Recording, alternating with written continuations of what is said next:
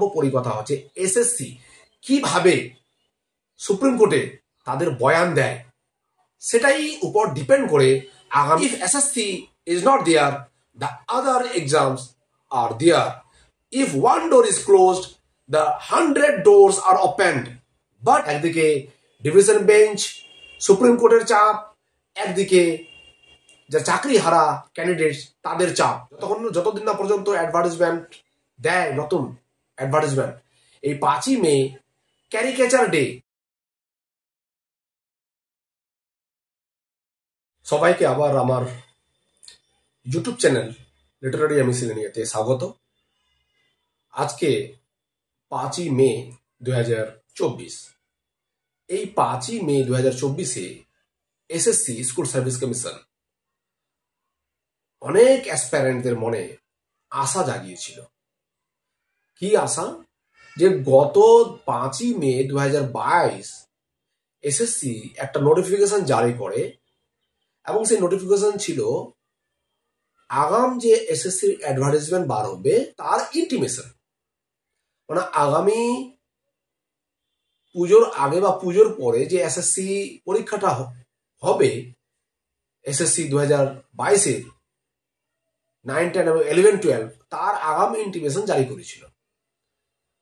আদৌ পরীক্ষাটা হলো না, আদৌ কোনো ফাইনাল অ্যাডভার্টাইজমেন্ট বার করেনি, খালি পরপর গ্যাজেট পাবলিশ করেছিল বিভিন্ন রকম ভাবে, কখনো সাঁওতালি মিডিয়াম স্কুলের জন্য, ঠিক আছে, কখনো বেঙ্গলি মিডিয়াম স্কুলের জন্য ফ্রেশ গ্যাজেট, রিভাইজ গ্যাজেট, কিন্তু কোনো অ্যাডভার্টাইজমেন্ট পাবলিশ করতে পারলো না। এটা এসএসসির অপদার্থতা, এটা এসএসসির অপারগতা। এসএসসিকে অ্যাকনোলেজমেন্ট দেওয়া উচিত, অ্যাডমিট করা উচিত এই ব্যাপারে। এবং তারা কি অ্যাডমিট করবে এখন? তারা তো এখন লেজে গবরে অবস্থা। 2016 যে এসএসসির প্যানেল প্রায় 25,000-এর উপরে ক্যান্ডিডেটস, তাদের কেরিয়ার প্রশ্নচিহ্নের মুখে, তাদের সার্ভিস প্রশ্নচিহ্নের মুখে। গুটি কয় তো বলা চলবে না, বেশ কিছু জন ভালোই একটা অ্যামাউন্ট দুর্নীতিগ্রস্ত ম্যানিপুলেটেড ক্যান্ডিডেটদের জন্য, যারা নন ম্যানিপুলেটেড ক্যান্ডিডেট, যারা জেনুইন ক্যান্ডিডেটস, তাদেরও আজকে দুর্দিন দেখা দিচ্ছে। এটার পুরোপুরি ক্রেডিট এসএসসির উপর বর্তায়। এসএসসি অফিস বা এসএসসি অফিসিয়াল সঠিকভাবে যদি কাজ করত তাহলে এই দিনটাকে দেখতে হতো না, এবং 2022 5ই মের ইন্টিমেশনের পরিপ্রেক্ষিতে নতুন রিক্রুটমেন্টও হয়ে যেত অ্যাডভার্টাইজমেন্ট হয়ে। আমরা বুঝতেই পারছি যে পজিটিভ যদি গেস্টার থাকে তাহলে তো অবশ্যই কাজ হয়, কিন্তু এসএসসির পজিটিভ গেস্টার ছিল না, তাদের নেগেটিভ একটা গেস্টার সবসময় কাজ করেছিল। সেই নেগেটিভ গেস্টারের ফলে জমায়েত হয়ে হয়ে হয়ে হয়ে আজকে এরকম অবস্থা, আজকে লেজে গবরে অবস্থা একদম। এতগুলো ক্যান্ডিডেটস, একদিকে ডিভিশন বেঞ্চ সুপ্রিম কোর্টের চাপ, একদিকে যা চাকরি হারা ক্যান্ডিডেটস তাদের চাপ, দুই চাপের জাতা হলে পরে এসএসসি চ্যাপ্টা হওয়ার জোগাড়। আর নতুন অ্যাডভার্টাইজমেন্ট কি বেরোবে আর? তার জন্য এই দিনটা 5ই মে প্রত্যেক বছর যতদিন না পর্যন্ত অ্যাডভার্টাইজমেন্ট দেয় নতুন অ্যাডভার্টাইজমেন্ট, এই 5ই মে ক্যারিকেচার ডে পালন করা উচিত। Caricature two SSC.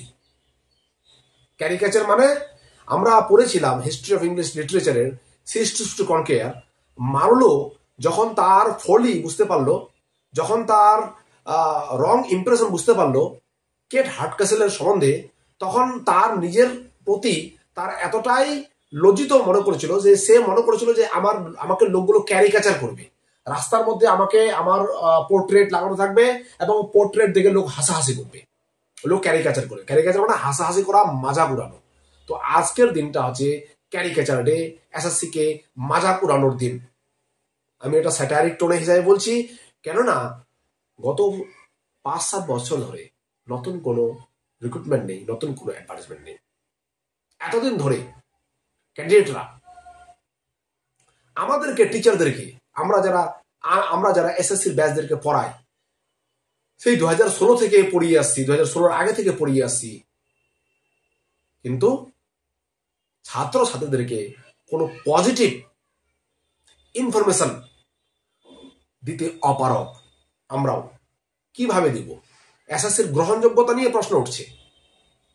তো আমরা ছাত্রছাত্রীদেরকে কি বলবো? যারা অ্যাসপায়ারেন্টস, তাদের বয়স বেড়ে যাচ্ছে, তাদের ফ্যামিলি বিভিন্ন রেসপন্সিবিলিটি তাদের আসছে, লায়াবিলিটি চলে আসছে জীবনে, তার মধ্যে আবার পড়াশোনা। এসএসসিটাকেই অনেকে টার্গেট করেছে, স্কুল টিচার জবটাকে। তারা এখন এসএসসি যখন যখন হচ্ছে না, তারা এখন ডিসপার্সড হয়ে বিহার বি স্টেটে যাচ্ছে, ইএমআরএস যাচ্ছে, পাবলিক সার্ভিস কমিশনের অ্যাসিস্ট্যান্ট মাস্টার মিস্ট্রেসের জন্য যাচ্ছে। কিন্তু বেঙ্গলে থাকার জন্য তাদেরকে তো বেঙ্গলের একটা ইনস্টিটিউশনের মাধ্যমে পরীক্ষা নেওয়ার প্রবণতা দেখাতে হবে। সেই বেঙ্গল ইনস্টিটিউট এসএসসি, যে যার একটা লিগাসি, খুব ভালো লিগাসি বহন করে আসছিল 1997 সাল থেকে, সেই লিগাসিটা কোথাও না কোথাও ব্রেক হয়েছে, হচ্ছে, এবং কোনো সুরাহা বা কোনো এর ভবিষ্যৎ এখনো সঠিক ভবিষ্যৎ বা সঠিক দিশা পাওয়া যাচ্ছে না। এমতো অবস্থায় ছাত্রছাত্রীরা যারা আমাদেরকে প্রশ্ন মানে বিদ্ধ করে দিচ্ছে যে কি হবে না হবে, প্রিপারেশন চালিয়ে যাবো কিনা, প্রিপারেশন চালিয়ে যাচ্ছি আবার ভুলে যাচ্ছি, তো তাদেরকে কি হবে? আমি তাদের জন্য বলবো আমার পার্সোনাল অভিজ্ঞতা, যে এসএসসি অবস্থা নেই জায়গা করে, এসএসসি চাইবে এই অবস্থা থেকে বেরিয়ে আসতে, এবং এই অবস্থা থেকে তখনই বেরিয়ে আসতে পারবে যখন এসএসসি নতুন কোনো গ্যাজেট নোটিফিকেশন এবং অ্যাডভার্টাইজমেন্ট দিবে। সম্ভবত আমি এটা দাওয়া করে তো বলতে পারছি না, কিন্তু এটুকুই আমার একটা বিশ্বাস যে এসএসসি তার নিজের যে ইমেজ সেটা পুনরুদ্ধার করার চেষ্টা করবে, এবং আগামীতে যারা এইরকম ফলস ইনফরমেশন দিয়ে, যেমন 5 মে 2022 ফলস ইনফরমেশন দিয়ে ক্যান্ডিডেটদেরকে গুমরাহ করেছিল, একটা আশার আলো দেখিয়েছিল, ফলস আশার আলো, ঠিক আছে? আমি চাই যে এরপর যদি এসএসসি কোনো স্টেপ নেয় নতুন এসএসসির ব্যাপারে, সেটা যাতে চারদিকে বুঝিয়ে সুঝিয়ে এবং ফ্রি অ্যান্ড ফেয়ারলি যাতে নেওয়ার চেষ্টা করে। আর 2016 যে এসএসসি প্যানেল বাতিল মামলা, সেই মামলাটা আগামী সোমবারে উঠতে চলেছে। এই সোমবারের দিনটা খুব গুরুত্বপূর্ণ দিন।